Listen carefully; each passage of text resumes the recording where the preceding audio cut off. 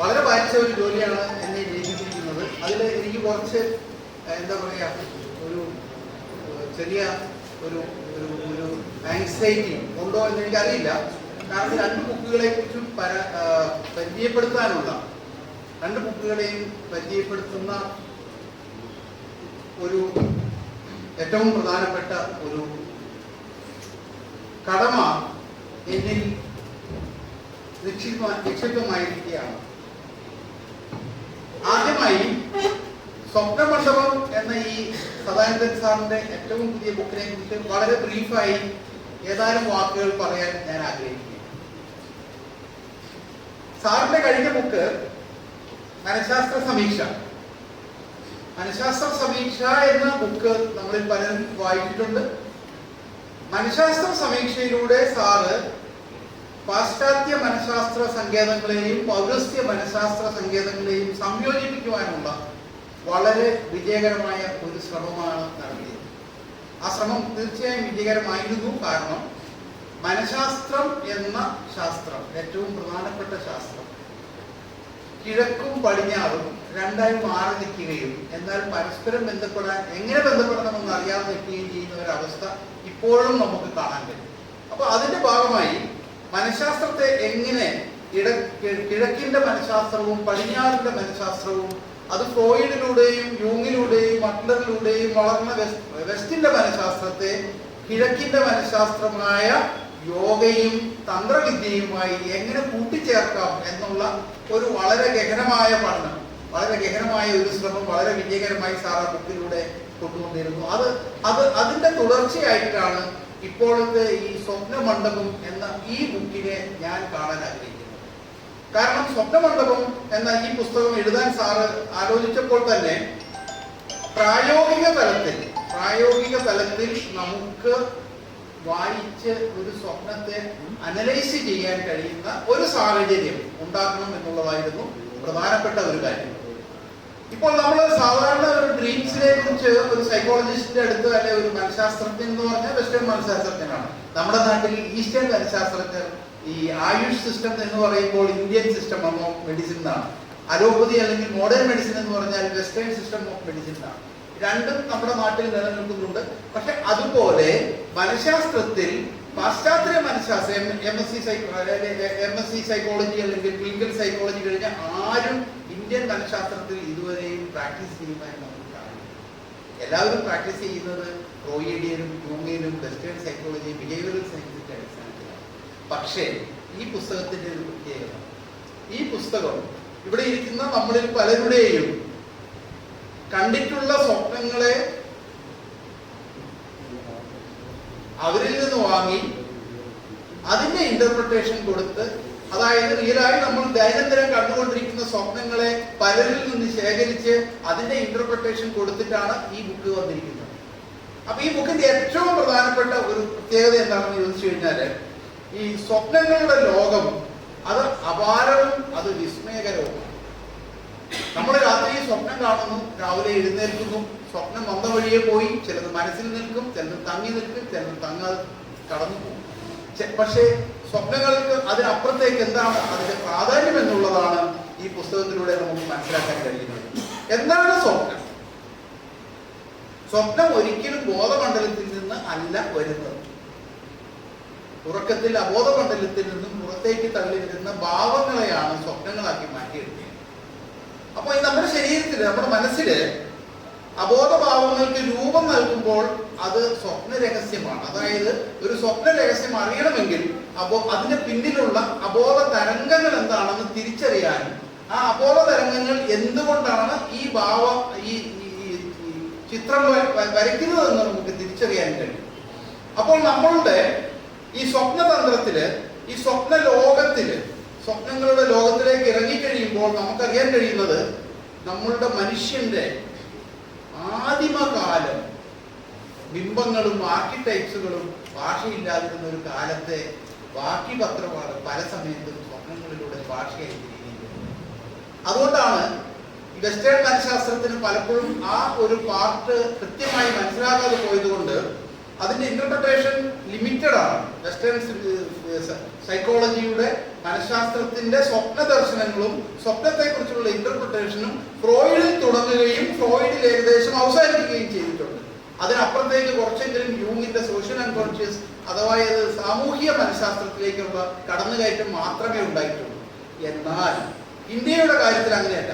ഇന്ത്യയുടെ കാര്യത്തില് സ്വപ്നങ്ങളുടെ പാശ്ചാത്യ മനഃശാസ്ത്രം തന്നെ വന്നത് മനോരോഗ ചികിത്സയുടെ ഭാഗമായിട്ടാണ്.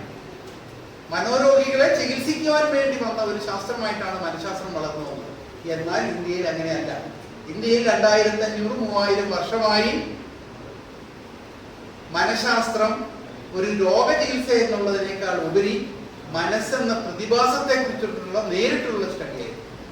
അങ്ങനെ വരുമ്പോൾ മനഃശാസ്ത്രം ഇന്ത്യയിൽ യോഗശാസ്ത്രവും അത് ഇന്ത്യയുടെ തന്ത്രശാസ്ത്രവുമാണെന്ന് തിരിച്ചറിഞ്ഞ വ്യക്തികൾക്ക് മാത്രമേ, അതിൽ അവഗാഹമായ പാണ്ഡിത്യം നേടിയ വ്യക്തികൾക്ക് മാത്രമേ ഈ രൂപത്തിൽ ഒരു സ്വപ്ന ഡ്രീം അനാലിസിസ് ചെയ്യാൻ കഴിയുള്ളൂ. അതെന്തുകൊണ്ടാണെന്ന് ചോദിച്ചാൽ, സ്വപ്നങ്ങളിലൂടെ വരുന്ന തരംഗങ്ങൾ നമ്മുടെ ചിന്ത തരംഗങ്ങളാകുന്നു. അബോധത്തിൽ മുഴുവൻ ചിന്താ തരംഗങ്ങളാണ്. അപ്പൊ ഈ ചിന്താ തരംഗങ്ങൾ ഉറക്കത്തെ ശല്യപ്പെടുത്താതിരിക്കാൻ വേണ്ടി ഈ നെഗറ്റീവ് ഊർജം, നെഗറ്റീവ് എനർജി പുറത്തേക്ക് തള്ളി വരുമ്പോൾ നമ്മുടെ ഉപബോധ മനസ്സിൽ വെച്ച് അതിനെ പിക്ചറൈസ് ചെയ്ത് നമുക്കൊരു ഡ്രീം ക്രിയേറ്റ് ചെയ്ത്, ഒരു ഡ്രാമ ക്രിയേറ്റ് ചെയ്ത്, ഒരു സിനിമ ക്രിയേറ്റ് ചെയ്ത് നമ്മളുടെ സ്വപ്നം, നമ്മളുടെ ഉറക്കത്തെ രക്ഷിക്കുകയാണ് പ്രൈമറിലി ചെയ്യുന്നത്. അത് ബേസിക്കലി വിഷ് ഫുൾഫിൽമെന്റിലും അതേപോലെ തന്നെ പേഴ്സണൽ കണക്ഷൻ അൺകോൺഷ്യസിൽ നിന്നുള്ള ഡ്രീംസുമാണ്. പക്ഷെ സാറ് അതിന്റെ അപ്പുറത്തേക്ക് കടന്ന് ഈ ഡ്രീം അനാലിസിസിനെ സാറ് ഈ പുസ്തകത്തിൽ നിങ്ങൾക്ക് കാണാൻ കഴിയും. ഡ്രീം അനാലിസിസ് പൊതുവെ വ്യക്തിഗത സ്വപ്നങ്ങളും ആകാംക്ഷ ഡ്രീംസും വിഷ് ഫുൾഫിൽമെന്റും എന്ന ഒരു ലെയറിനപ്പുറത്തേക്ക് പോയി താന്ത്രിക വ്യാഖ്യാനം ആവശ്യപ്പെടുന്ന സ്വപ്നം. അങ്ങനെ പുതിയൊരു കാറ്റഗറി, പുതിയൊരു അനാലിസിസ്, മനഃശാസ്ത്രത്തിൽ പുതിയ ഒരു വാതിൽ സാറുകൾ തുറന്നു. അത് മാത്രമല്ല, സമൂഹ മനസ്സിനോട് ചേർന്ന് നിൽക്കുന്ന യൂങ്ങിയൻ കൺസെപ്റ്റ് ഓഫ് ഡ്രീം അനാലിസിസ് അതും വളർന്നു വന്നിട്ടില്ല. അതിലും സാറ് വളരെ ഭംഗിയായി ധാരാളം ഡ്രീംസ് എടുത്തു വെച്ച് ഇന്റർപ്രറ്റ് ചെയ്യുന്നു.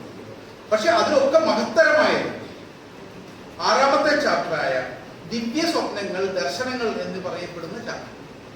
എല്ലാ ഡ്രീംസും ഒരു ഡ്രീം അനാലിസിസിൽ ഒരേ പാറ്റേണിൽ ഒരു മനഃശാസ്ത്രജ്ഞനും കണ്ടെത്താൻ കഴിയും.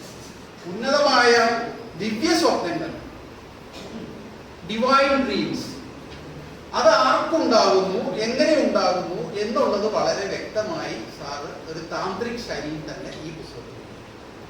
അപ്പൊ നമുക്കൊരു കാര്യം മനസ്സിലാവും, നമ്മുടെ വ്യക്തിത്വം നമ്മളുടെ ശാരീരിക അവസ്ഥയേക്കാൾ ഉപരി നമ്മുടെ മാനസികമായ അവസ്ഥയെ ആണ് ഡിപ്പെൻഡ് ചെയ്ത് നിൽക്കുന്നത്.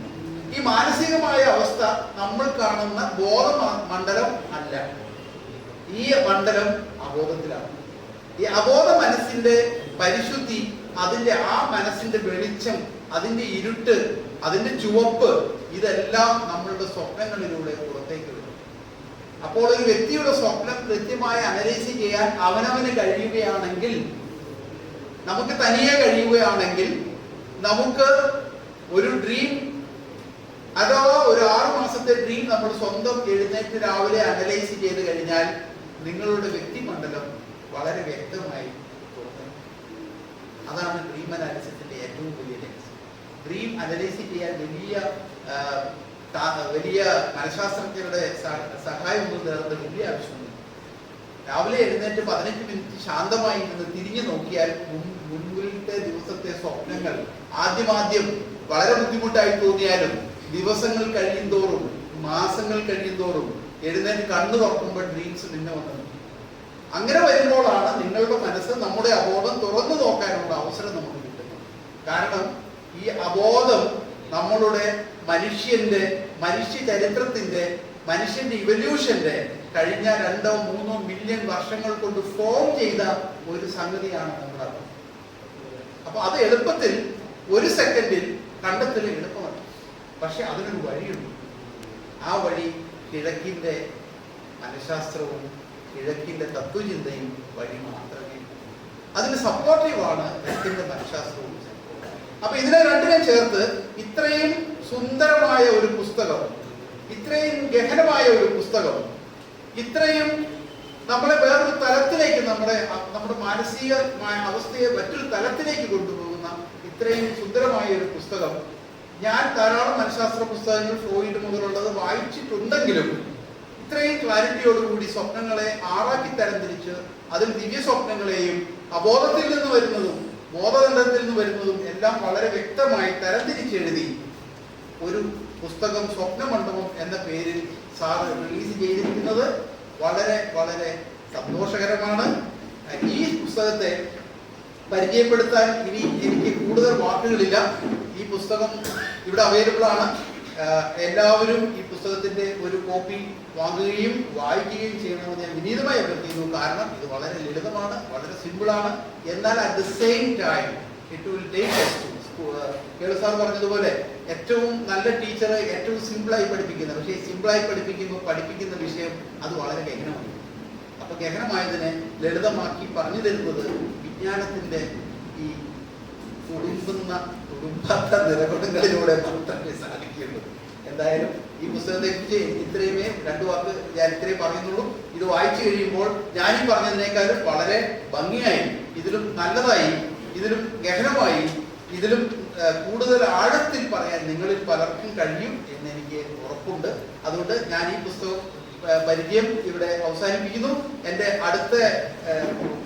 അടുത്ത പ്രധാനപ്പെട്ട എൻ്റെ ഉത്തരവാദിത്തമായ രണ്ടാമത്തെ പുസ്തകം ഉന്നതങ്ങളിലെ വെളിച്ചം എന്ന ഈ പുസ്തകത്തെ കുറിച്ചും കൂടെ ഏതാനും വാക്കുകൾ പറഞ്ഞ് ഞാൻ എൻ്റെ വാക്കുകൾ അവസാനിപ്പിക്കും. അത് തുടങ്ങുന്നതിന് മുമ്പ് തന്നെ ഇന്ന് ഇവിടെ സന്നിഹിതനായി നമ്മളോടൊപ്പം കുമാരൻ മാഷുണ്ട്, ഡോക്ടർ കുമാരനുണ്ട്. കുമാരൻ മാഷിന്റെ വർഷങ്ങൾ നീണ്ടു, വർഷങ്ങൾ 1970-കളിൽ തുടങ്ങി 2000 വരെ നീണ്ടു നിന്ന പിള്ളസാറിന്റെ ക്ലാസ്സുകൾ കോഴിക്കോട് ശിവപുരി എന്ന മലബാർ ബിഷപ്പ് കോളേജിന്റെ അടുത്തുണ്ടായിരുന്ന സാറിന്റെ സംഗീതത്തിലെ ക്ലാസ്സുകൾ ഞായറാഴ്ചകളിലും ബുധനാഴ്ചകളിലും റെഗുലറായി വൈകുന്നേരം സാറ് 2 മണിക്കൂർ ക്ലാസ് എടുത്തു കൊടുത്ത ജി എൻ പിള്ള എന്ന മഹാനായ വ്യക്തിയുടെ മഹാഗുരുവായിരുന്ന ജി എൻ പിള്ളയുടെ പ്രവർത്തനത്തിന്റെ അദ്ദേഹത്തിന്റെ ശിഷ്യഗണങ്ങളോടുള്ള സ്നേഹഭാഗമായി അദ്ദേഹം പകർന്നു നൽകിയ ഈ ജ്ഞാനം അത് വള്ളിപ്പുള്ളി വിടാതെ ശ്രദ്ധാപൂർവം ഷോർട്ട് ഹാൻഡിൽ തനിക്കുള്ള കഴിവും എല്ലാം ഉപയോഗിച്ചുകൊണ്ട് ദൈനംദിനമായി എഴുതി ആ ഡയറി കുറിപ്പുകളെല്ലാം അദ്ദേഹം ഒരു ഡയറി കുറിപ്പുകളാക്കി 2011-ലും 2014-ലും പബ്ലിഷ് ചെയ്ത ബുക്കുകളുടെ എൻ്റെ ഈ പഠനത്തിന്റെ ശാന്തിപദം എന്ന കുമാരൻ മാഷിൽ എനിക്ക് 2014-ൽ പബ്ലിഷ് ചെയ്ത ബൃഹത്തായ ഗ്രന്ഥത്തിനെ അതിനെ അടിസ്ഥാനപ്പെടുത്തിയാണ് ഉന്നതങ്ങളിലെ വെളിച്ചം എന്ന ഈ പുസ്തകം ഞാൻ എഴുതിയത്. ഇത് വർഷങ്ങളുടെ പ്രയത്നം എനിക്കും വേണ്ടി വന്നു. പക്ഷേ വർഷാവർഷങ്ങൾ എടുത്ത കുമാരൻ മാഷിന്റെ പ്രയത്നം വെച്ച് നോക്കുമ്പോൾ എൻ്റെ പ്രയത്നം ഒന്നും അല്ല എന്ന് എനിക്ക് തോന്നുന്നു. കുമാരൻ മാഷിന് നന്ദി അറിയിച്ചുകൊണ്ട് ഞാൻ ഈ ബുക്കിനെ കുറിച്ച് ഏതാനും വാക്കുകൾ പറയാനാണ്. ഈ പുസ്തകം 9 ചാപ്റ്ററുകളായിട്ടാണ് ഈ പുസ്തകം അറേഞ്ച് ചെയ്തിരിക്കുന്നത്. 9 ചാപ്റ്റർ പ്രപഞ്ചം എന്ന മഹാത്ഭുതം. അതിനകത്ത് വരുന്ന സബ് ഹെഡിങ്സ് പ്രകൃതിയും പുരുഷനും, പ്രപഞ്ച സൃഷ്ടി, ആത്മാവ്, മനസ്സ്, പഞ്ചേന്ദ്രിയങ്ങളും പഞ്ചഭൂതങ്ങളും എന്നിങ്ങനെ 5 സബ് ചാപ്റ്റേഴ്സ് പ്രപഞ്ചം എന്ന മഹാത്ഭുതം എന്ന ഈ ചാപ്റ്ററുകളകത്ത് വരുന്നുണ്ട്. രണ്ടാമത്തെ ചാപ്റ്റർ പ്രത്യഭിജ്ഞാനം. പ്രത്യഭിജ്ഞാനത്തിൽ അനുഭവങ്ങൾ, ഇച്ഛ, ബുദ്ധി, ചിന്ത, തത്വചിന്ത, പ്രത്യഭിജ്ഞാനം, വിമർശബുദ്ധി എന്നിങ്ങനെ 7 ചാപ്റ്ററുകൾ വരുന്നു. ജ്ഞാനോദയം എന്ന 3ാമത്തെ ചാപ്റ്ററിൽ അറിവ്, വേദം, ആശയം, മീമാംസ, ശാസ്ത്രം, ഭാഷ, വർണ്ണം, മനഃശാസ്ത്രം എന്നിങ്ങനെ 6 ചാപ്റ്ററുകൾ വരുന്നുണ്ട്. 4ാമത്തെ ഉദാത്തീകരണം സബ്ലിമേഷൻ എന്ന ചാപ്റ്ററിൽ മഹത്വവൽക്കരണം, മോക്ഷം, ഭോഗവാഞ്ച, നാർസിസിസം, ന്യൂറോസിസ്, ചികിത്സ എന്നിങ്ങനെ 5 ചാപ്റ്ററുകൾ സബ് ഹെഡിങ്ങിൽ വരുന്നുണ്ട്. യോഗചിന്ത എന്ന 5ാമത്തെ ചാപ്റ്ററിൽ യോഗ ദർശനം, യോഗ പദ്ധതി, കർമ്മസന്യാസം, ധ്യാനം, സമാധി, ഭക്തി, കർമ്മം, ധർമ്മം എന്നീ ചാപ്റ്ററുകളിൽ 7 ചാപ്റ്ററുകൾ വരുന്നുണ്ട്. 6ാമത്തേതിൽ കാലഗതിയിൽ ഭോഗയുഗം, കാലം, സത്യം, മരണം, തന്ത്രം, ദ്വന്ദ്വതത്വം എന്നിങ്ങനെ 6 ചാപ്റ്ററുകൾ സബ് ഹെഡിങ്ങുകൾ വരുന്നുണ്ട്. പൂജയിലെ രഹസ്യമാണ് 7ാമത്തെ ചാപ്റ്റർ. അതിന് ശാരദാ പൂജ, അരയാൻ പൂജ, ബലിയുടെ ശാസ്ത്രം, യജ്ഞം, പൂജ, മന്ത്രവാദത്തിന്റെ മനഃശാസ്ത്രം എന്നിങ്ങനെ 5 ചാപ്റ്ററുകൾ. പിന്നീടുള്ളത് 2 ചാപ്റ്റർ സംസ്കാരത്തിന്റെ വെളിച്ചം. സംസ്കാരത്തിന്റെ വെളിച്ചത്തിൽ മതം, മനുഷ്യൻ, ദേവൻ, വ്യക്തി, സമൂഹം, സംസ്കാരം, കുടുംബം. അവസാനത്തെ രാജതന്ത്രം എന്ന ചാപ്റ്ററില് രാജകല, ശിവശക്തി, സാമരസ്യം എന്നീ ചാപ്റ്ററുകളുണ്ട്. 49 സബ് ഹെഡിങ്സ് 9 ചാപ്റ്ററുകളിലായി അറേഞ്ച് ചെയ്തിട്ടുണ്ട് ഈ പുസ്തകം. ഇത് കുമാരൻ മാഷിന്റെ ശാന്തിപഥം എന്ന ബുക്കിന്റെ ഓർഡർ ഓൾമോസ്റ്റ് മെയിൻറ്റെയിൻ ചെയ്ത് തന്നെയാണ് ഈ പുസ്തകത്തിലേക്കും കാര്യങ്ങളെ കൊണ്ടുവന്നിട്ടുള്ളത്. അപ്പൊ ഈ പുസ്തകത്തെ കുറിച്ച് പറയുമ്പോൾ എനിക്ക് അത് വളരെ എളുപ്പത്തിൽ പറഞ്ഞു പോകാൻ വളരെ ബുദ്ധിമുട്ടുള്ള ഒരു കാര്യമാണ്. കാരണം ഈ ഓരോ ചാപ്റ്ററും സബ് ചാപ്റ്ററും ഞാൻ വായിച്ചത് എത്രയോ പേജുകൾ ഉള്ളതിനെ കണ്ടൻസ് ചെയ്ത് 20ഓ 15ഓ പേജുകളിലേക്ക് കാച്ചിക്കുറുക്കി കൊണ്ടുവരാനുള്ള ഒരു ശ്രമമാണ്, എളിയ ശ്രമമാണ് ഞാൻ ചെയ്തിരിക്കുന്നത്. അതിൽ എന്തുമാത്രം വിജയിച്ചു എന്ന് നിങ്ങൾ ഈ പുസ്തകം വായിക്കുമ്പോൾ നിങ്ങൾ തന്നെ തീരുമാനമെടുക്കാൻ മാത്രമേ ഞാൻ പറയുന്നുള്ളൂ. പക്ഷെ എന്തൊക്കെയായാലും ഈ ഒരു ബുക്ക് സാറ് പറഞ്ഞതുപോലെ നമ്മൾ ജീവിതം ജീവിക്കാനുള്ളത്, ജീവിതം ജീവിച്ചു തീർക്കാനുള്ളത്. അപ്പോൾ ജീവിതം ജീവിച്ചു തീർക്കുമ്പോൾ അരവിന്ദ ഘോഷ് പറഞ്ഞതുപോലെ ഞാൻ പടിഞ്ഞാറെത്തി തിരിഞ്ഞു നോക്കിയപ്പോൾ കിഴക്ക് നിന്ന് നക്ഷത്ര കണ്ണുകളുള്ള യുവാക്കൾ ഉയർന്നു വരുന്നത് കണ്ടു. അപ്പോൾ നമ്മൾ ഭൂരിപക്ഷവും വാർദ്ധക്യത്തിന്റെ പല സ്ഥാനമാനങ്ങളിലേക്ക് കയറിക്കൊണ്ടിരിക്കുന്നവരാണ്. പുറകോട്ട് തിരിഞ്ഞു നോക്കുമ്പോൾ പിന്നിൽ നക്ഷത്ര കണ്ണുള്ള യുവാക്കളെ കണ്ടാൽ മറയൽ. പിള്ളസാർ പറഞ്ഞിരിക്കുന്നു, മരണം ഒരു മറയലാണ്, മരണം ഒരു ഇല്ലാതാവലാണ്, മറഞ്ഞു പോകണം. ഈ മറഞ്ഞു പോകുമ്പോൾ സന്തോഷത്തോടുകൂടെയും അഭിമാനത്തോടുകൂടെയും പ്രൗഢിയോടുകൂടെയും മറഞ്ഞു പോകാൻ കഴിയും എന്നുള്ളതാണ് മനുഷ്യന് കിട്ടാവുന്ന ഏറ്റവും വലിയ. അപ്പൊ ഈ പുസ്തകത്തില് ഇതൊരു മതഗ്രന്ഥമല്ല. First thing I just wanted to say it's not a religious book, no way related to a religious book. ഇത് തത്വശാസ്ത്രത്തിന്റെ അടിത്തറയാണ്. തത്വശാസ്ത്രത്തിന്റെ അടിത്തറ. കാരണം മനുഷ്യവർഗത്തിന്റെ എല്ലാ ജ്ഞാനത്തിന്റെയും അടിത്തറ തത്വശാസ്ത്രം. സയൻസ് തത്വശാസ്ത്രത്തിൽ നിന്നാണ് വരുന്നത്. എല്ലാം തത്വശാസ്ത്രത്തിൽ നിന്നാണ് പുറത്തേക്ക് വരുന്നത്. തത്വശാസ്ത്രവും മനഃശാസ്ത്രവും കൂടിച്ചേർന്നാൽ മാത്രമേ മനുഷ്യന് പൂർണ്ണതയിലേക്ക് നടന്നെടുക്കാൻ കഴിയൂ. അപ്പോൾ മനഃശാസ്ത്രവും തത്വശാസ്ത്രവും അതിന്റെ ഏറ്റവും ആഴത്തിലേക്ക് എത്തിക്കാൻ ശ്രമിക്കുന്ന 2 പുസ്തകങ്ങളാണ് ഇന്നിവിടെ റിലീസ് ചെയ്യുന്നത്. അത് ഭാവി തലമുറയ്ക്ക് വളരെ പ്രയോജനം ചെയ്യണം. നമ്മളിൽ അത് വായിച്ച് ആഴത്തിലേക്ക് ഇറങ്ങുകയാണെങ്കിൽ വ്യക്തിപരമായി നമുക്ക് വളരെ ഗുണം ചെയ്യും എന്നുള്ളതാണ് എൻ്റെ പ്രതീക്ഷ. അപ്പോൾ ഈ ബുക്കുകൾ വായിച്ചതിന് ശേഷം നിങ്ങൾക്ക് നിങ്ങളുടേതായിട്ടുള്ള അഭിപ്രായങ്ങൾ രൂപപ്പെടുത്താനുള്ള എല്ലാവിധ അവകാശങ്ങളും അവിടെ ഉണ്ട്. അതുപോലെ തന്നെ എനിക്ക് ഓരോ ചാപ്റ്ററും എടുത്ത് പറയാൻ പോയി കഴിഞ്ഞാൽ അത് എത്തിപ്പെടാൻ പറ്റില്ല. അതുകൊണ്ട് ഞാനൊന്നും പറയുന്നില്ല. ഭാഷയുടെ പ്രത്യേകത എന്തെന്നാൽ ആദ്യം ഭാവമുണരും.